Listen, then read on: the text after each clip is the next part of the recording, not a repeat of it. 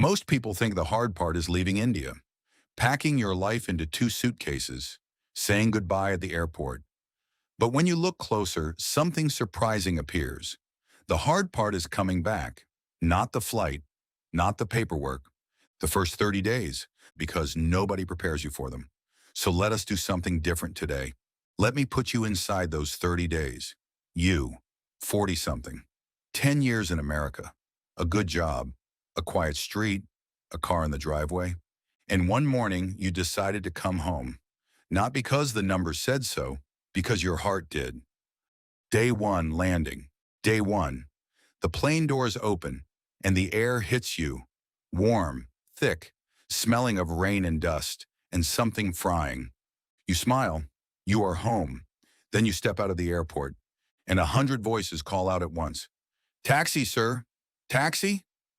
You reach for your phone to book a cab. Your American number does not work here. Small thing. You laugh it off. The drive home takes 2 hours. You keep looking out of the window, looking for a landmark you remember. The bakery is gone. There is a glass tower there now. The playground is a parking lot. Your street has a name you have never heard. You are home, but you cannot recognize home. Days 2 to 3, the systems have moved on. Day 2, you want a local SIM card. They ask for your Aadhaar. The OTP goes to a number you closed 10 years ago. You stand there holding a passport from another life. Day 3, you walk to the corner. A pav bhaji cart, steam, butter, memory. You order one plate. It tastes exactly like 2014. You pull out a 500 rupee note. The vendor points at a small QR code. UPI, sir. You do not have UPI. He waves you off. Pay tomorrow, he says. You walk back feeling strangely small, because here is the thing nobody told you. While you were away, India learned a new language. Not Hindi, not Tamil, not Malayalam, a payment language. In one recent month, UPI handled over 23 billion transactions. India now runs close to half the world's real-time digital payments. Your parents pay the milkman by phone, and you are the one holding cash like a tourist. Days 5 to 7, noise, questions, air. Day 5, the noise finds you. Horns at 6 in the morning, construction next door. A loudspeaker from somewhere you cannot locate.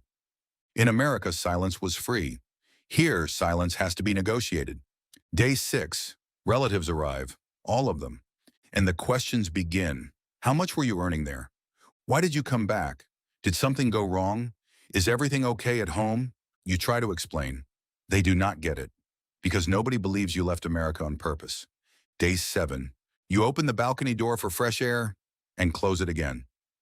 India's average small particle pollution in 2025 was almost 10 times the World Health Organization guideline. You knew this number before you came.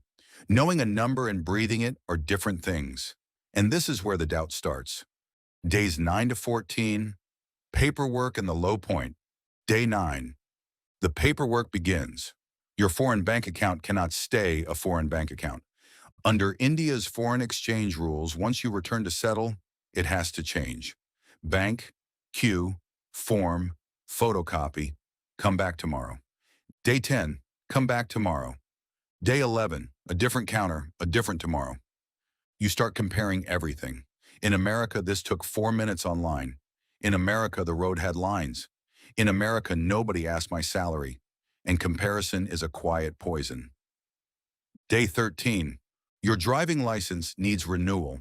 Your address proof is from another continent. You feel like a foreigner in the country on your passport. Day 14, 2 weeks in, you sit alone at night, and the sentence finally arrives. Did I make a mistake? Why it hurts, the W curve. Now here is the part most people miss. What you are feeling has a name. In 1963, 2 researchers, John and Jean Gullahorn, studied people returning home. They found something odd. Going abroad is a curve. Excitement, then struggle, then settling. But coming home is a second curve. They called it the W curve, reverse culture shock. And the reason it hurts more is simple. Going abroad, you expect everything to be different. Coming home, you expect nothing to be different. But home changed, and so did you. Days 16 to 21, the turn. Day 16. Something small happens.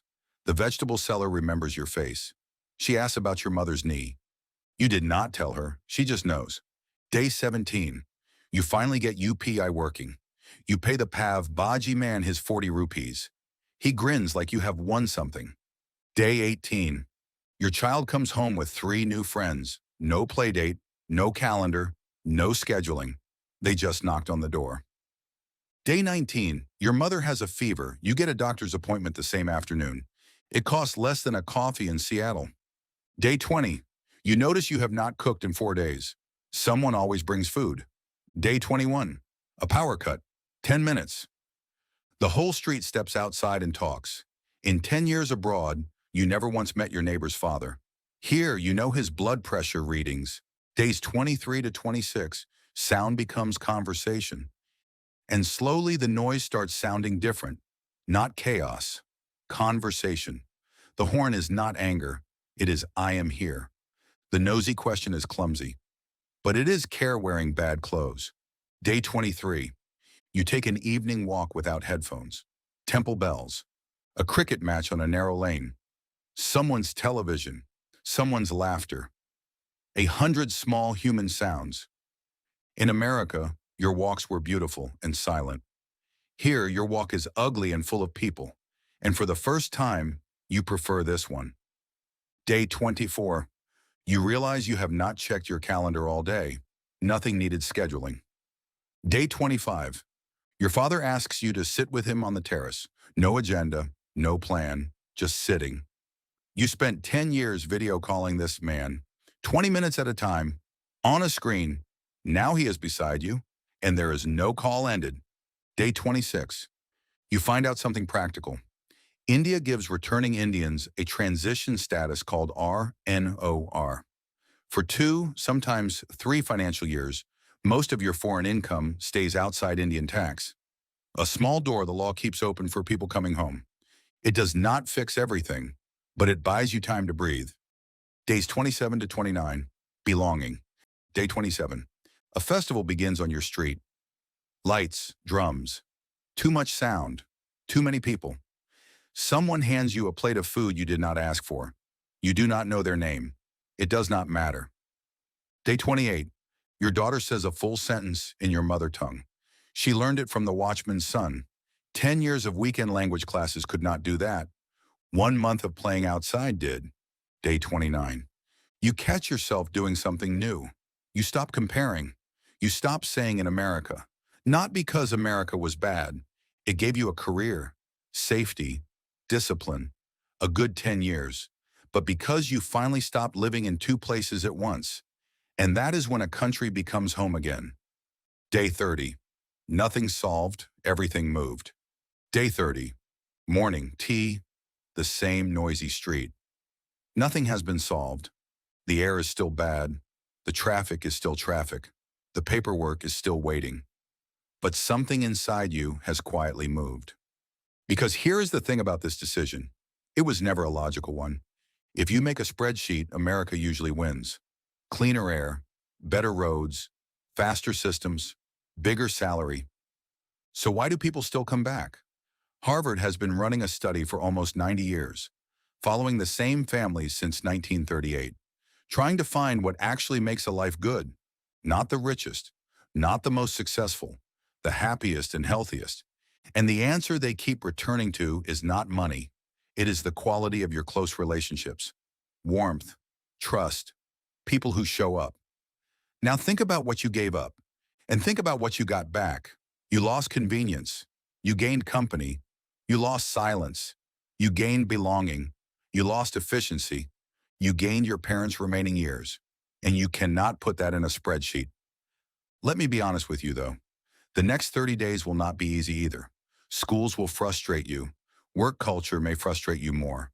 Some days you will miss the quiet so badly it aches. Some days you will wonder again.